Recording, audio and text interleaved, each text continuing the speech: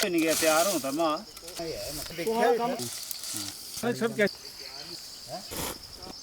नमस्कार जी, मैं नितिन कुमार शर्मा, परियोजना निदेशक आत्मा, कृषि विभाग हिमाचल प्रदेश, जिला हमीरपुर।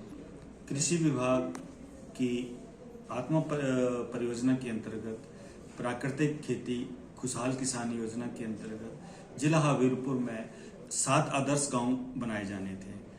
इसी कड़ी में विकासखंड बमसन के अंतर्गत ग्राम पंचायत बफड़ी में गांव हरनेर को चुना गया था।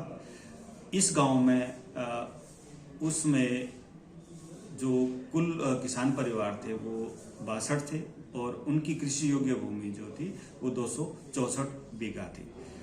प्राकृतिक खेती खुशहाल किसान योजना के अंतर्गत गांव हरनेर के 26 किसानों को आत्मा परियोजना के अंतर्गत 2 दिवसीय प्राकृतिक खेती के अंतर्गत प्रशिक्षण दिलवाया गया था। इस प्रशिक्षण में किसानों को बीजामृत, जीवामृत व बीमारियों की रोकथाम के लिए द्रेकास्त्र, अग्नियास्त्र इत्यादि जो उत्पाद हैं वो बनाने सिखाए गए थे।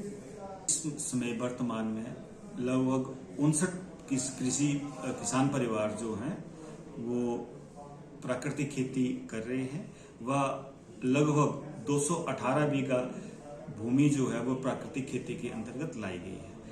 खरीफ सीजन के अंतर्गत जो है वो किसान जो हैं वो मक्की, कुल्थ, मास, रौंगी, कचालू, अरबी, अदरक और हल्दी उगा रहे हैं व मिलेट्स में जो है मोटे अनाजों में जो है कोदा, कंगनी, मंडल इत्यादि जो है वो उगाए जा रहे हैं।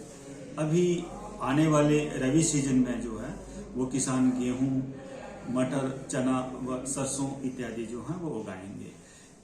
इस गांव के किसान जो है वो अंतर फसल प्रणाली को अपना रहे हैं व ये जो सारी फसलें हैं वो एक ही क्षेत्र में जो है वो ली जा रही हैं। इसमें जो है मक्की के बीच ही जो है वो दूसरी फसलें भी या मुख्य फसल के साथ दूसरी फसलें भी एक साथ में ही ली जाती हैं। गांव में भारतीय नस्ल की 3 गायें जो हैं वो किसानों द्वारा पाली जा रही हैं।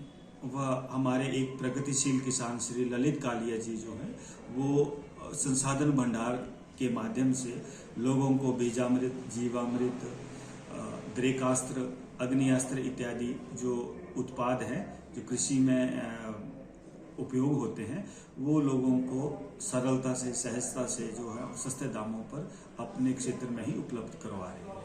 मेरा जिला के सभी किसानों से अनुरोध रहेगा कि वो प्राकृतिक खेती को ज़्यादा से ज़्यादा अपनाएं व यदि ये बड़े स्तर पर नहीं हो पा रहा है तो कम से कम अपने परिवार के लिए जो है एक अच्छा भोजन जो है वो स्वयं तैयार करें, स्वयं मतलब उसके लिए उत्पादन करें और अपना जो किचन गार्डन जो आपका घर के साथ जो होता है उसमें ये अपनी सब्जियां वगैरह प्राकृतिक खेती के माध्यम से उगाने का प्रयास करें।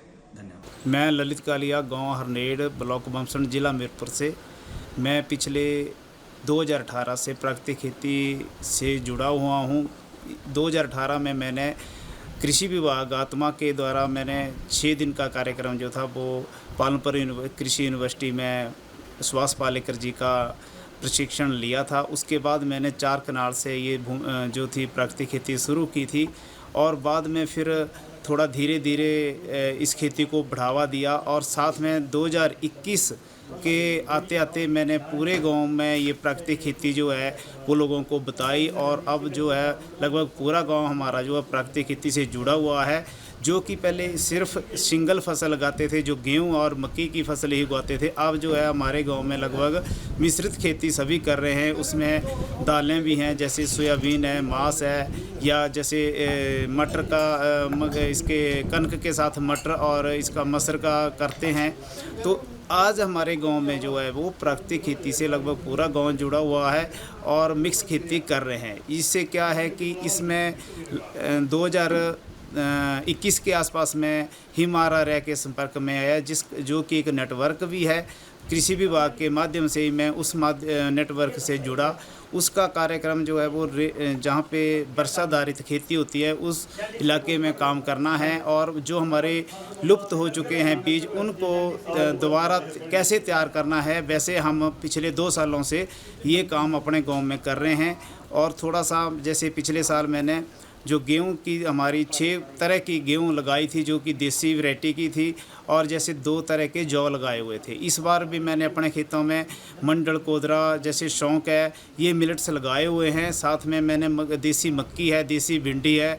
फिर इसके साथ हम गन्ने का भी बीज तैयार कर रहे हैं। हम चाहते हैं कि लोग, अगर प्राकृतिक खेती से लोगों को जोड़ना है तो उनके लिए जो हाइब्रिड बीज है वो बड़े ही हानिकारक हैं, और उनका सेवन से जो क्या है कि दिन प्रतिदिन हमारे बीमारियां बढ़ रही हैं। तो इससे हम ये चाहते हैं कि जो हमारे बुजुर्ग लोग ये देसी बीज उगाते थे, हम भी वही देसी बीज उगाएं और वो प्राकृतिक विधि से उगाएं उनको, क्योंकि उनमें बीमारियां बहुत कम लगती हैं और उनमें जैसे ज़्यादा दवाई की ज़रूरत नहीं होती है, ज़्यादा उनको खाद या ज़्यादा बारिश की ज़रूरत नहीं होती है। अगर ज़्यादा बारिश होती है तो भी वो कुछ ना कुछ हो जाता है, अगर ज़्यादा कम बारिश होती है तो भी कुछ ना कुछ हमारी जो पुरानी फसलें हैं, पुराने बीज हैं, वो कुछ ना कुछ हमें फ़ायदा दे जाते हैं। तो मेरा संदेश ये है कि मैं सभी किसान भाइयों से ये गुजारिश करूँगा कि आप भी जो हमारी देसी वैरायटी हैं, देसी किस्में हैं, चाहे किसी भी तरह की है, कोई सब्जी है, कोई अनाज है, उनको वो बचा के रखें और उनका सेवन ज़्यादा से ज़्यादा करें, ताकि हम ज़्यादा से ज़्यादा बीमारियों से हमें अपने परिवार को, अपने सभी देशवासियों को बचाया जा सके। जय हिंद, जय भारत। अगर आप ये वीडियो YouTube पर देख रहे हैं तो हमारे चैनल को सब्सक्राइब करें और बेल आइकन को दबाना ना भूलें। अगर आप Facebook पर ये वीडियो देख रहे हैं तो हमारे पेज को लाइक करें।